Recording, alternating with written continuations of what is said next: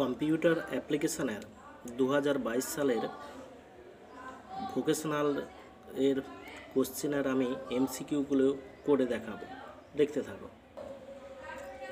Group বির computer application.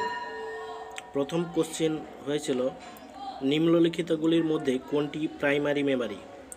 এর answer হবে র্যাম। দ্বিতীয় কোশ্চেনটি হয়েছিল বহিঃসাদৃশ্য জুটিটি লেখো। এখানে উত্তরটি হবে উপরের কোনগুলি নয়।